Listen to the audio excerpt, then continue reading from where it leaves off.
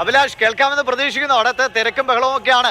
എങ്കിലും എല്ലാവരും എത്തിയോ? ആ സംഗമം ഉടനെ ഉണ്ടാകുമോ? സ്ഥാനാർത്ഥികളുടെയൊക്കെ അങ്ങോട്ടും ഇങ്ങോട്ടും ഒക്കെ ഒന്ന് കൈ കാണിക്കുമായിരിക്കും സ്ഥാനാർത്ഥികൾ, അല്ലേ? തീർച്ചയായും സ്ഥാനാർത്ഥിമാരുടെ വാഹനം ഇങ്ങോട്ട് എത്താൻ തുടങ്ങുകയാണ്. ഇപ്പോൾ ഇതാ VK ശ്രീകണ്ഠൻ MP ഉണ്ട്, നമ്മുടെ കോൺഗ്രസ് നേതാക്കളുണ്ട്, അനിൽ ബോസ് അടക്കമുള്ള കോൺഗ്രസ് നേതാക്കളുണ്ട്. വലിയ എല്ലാ നേതാക്കളും പരമ്പരയാണ്. അങ്ങനെ തെരഞ്ഞെടുപ്പ് പ്രചരണം അതിന്റെ അവസാന ഘട്ടത്തിലേക്ക് എത്തുമ്പോൾ എന്താണ് ഒരു ആത്മവിശ്വാസം? 100% വിജയം. ഞങ്ങൾ ഒരു കാര്യം ആദ്യം തന്നെ ഉറപ്പിച്ചു. 3-ാം സ്ഥാനം LDFന് 30,000 വോട്ടിൽ താഴെ ആകെ കിട്ടുന്നത്. അതിശക്തമായ വിജയം, 5 അക്കത്തിൽ വിജയം രാഹുൽ മാങ്കൂട്ടത്തിന്. ചേലക്കരയിൽ അറിയാലോ, 4 അക്കത്തിന് വിജയം രമ്യ ഹരിദാസിന്. വയനാട്ടിൽ 6 അക്കത്തിന് വിജയം പ്രിയങ്ക ഗാന്ധിക്ക്.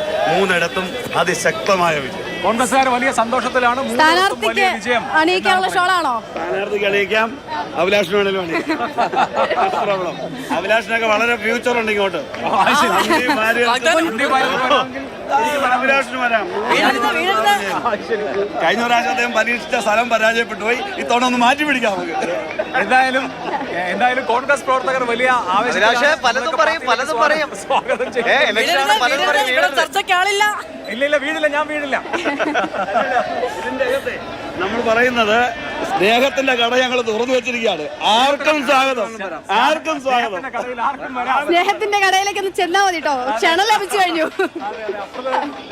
നേതാക്കളുണ്ട്, കൊടുക്കുന്നിൽ സുരേഷ് ഉണ്ട്, VK ശ്രീകണ്ഠൻ MP ഉണ്ട്. അങ്ങനെ പ്രധാനപ്പെട്ട നേതാക്കളൊക്കെയും അവിടെ അണിനിരന്നിട്ടുണ്ട്. അങ്ങനെ നേതാക്കളുടെ ഒരു വലിയ പടയും ഘടകകക്ഷികളുടെ കൊടികളൊക്കെ ഉയർന്നു കഴിഞ്ഞിരിക്കുന്നു. കോൺഗ്രസിന്റെ കൊടി, RSPയുടെ കൊടി, ലീഗിന്റെ കൊടി, അങ്ങനെ കൊടികൾ ഓരോന്നായി അണിനിരന്നു കഴിഞ്ഞിരിക്കുന്നു. കൊണ്ടുവരരുത്, അവർക്ക് ബുദ്ധിമുട്ടുണ്ടാവുന്നുണ്ട് എന്ന് പറയുന്നുണ്ട്. കാരണം നേതാക്കൾ ഇപ്പുറത്തേക്ക് വന്നാൽ അണികളും ഇപ്പുറത്തേക്ക് വരാം. അപ്പോൾ അങ്ങനെയാണെങ്കിൽ പോലീസിന്റെ ക്രമീകരണത്തിന് ബുദ്ധിമുട്ടുണ്ടാവുമെന്നാണ് അവർ പറയുന്നത്. ഇപ്പോൾ VK ശ്രീകണ്ഠൻ അപ്പുറം നിൽപ്പുണ്ട്. പക്ഷേ അദ്ദേഹത്തിന് തിരക്ക് കഴിഞ്ഞാൽ നമുക്ക് അവിടെ പ്രവർത്തകരുടെ വലിയ ഒരു റാലിയാണ്. രാഹുൽ ഗാന്ധിയുടെ പടമുള്ള കൊടിയുണ്ട്, കോൺഗ്രസിന്റെ കൊടിയുണ്ട്, ഫോർവേഡ് ബ്ലോക്കിന്റെ കൊടി കാണാം, RSPയുടെ കൊടിയുണ്ട്. അങ്ങനെ എല്ലാവരുടെ കൊടിയും നിരന്നു കഴിഞ്ഞിരിക്കുന്നു. ശിങ്കാരിമേളം മുറുകുന്നുണ്ട്. ഈ കൊടികളൊക്കെ ഇങ്ങനെ ആകാശമുട്ട ഉയർന്നു നിൽക്കുന്നുണ്ട്.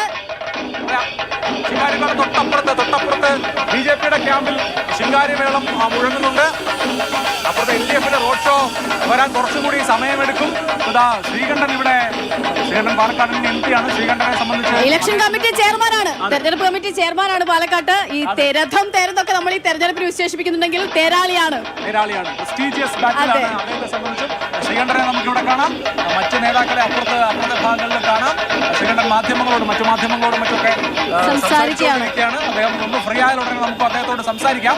UDF പ്രവർത്തകരുടെ ഒരു വലിയ നിര നമുക്ക് ഇവിടെ കാണാം. പോലീസുകാർ ബാരിക്കേഡ് ഇപ്പുറത്തേക്ക് എത്തിയിരിക്കുന്നു. പ്രവർത്തകർ എത്തിയതിൽ പോലീസുകാർക്ക് ചില ബുദ്ധിമുട്ടുകളുണ്ട്. ഇവര് വെറുതെ ഇങ്ങനെ പോലീസുകാർ വെറുതെ എന്തോ വലിയ സംഭവമായിട്ട് കാണാമെന്നാണ് പ്രവർത്തകര്.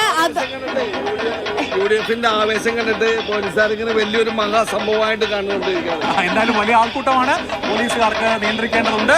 ബാരിക്കേഡിന് അടുത്തു നിന്ന് മാറണം എന്ന് പോലീസുകാർ ആവശ്യപ്പെടുന്നുണ്ട്. പ്രവർത്തകർ എന്ന് പറയാം.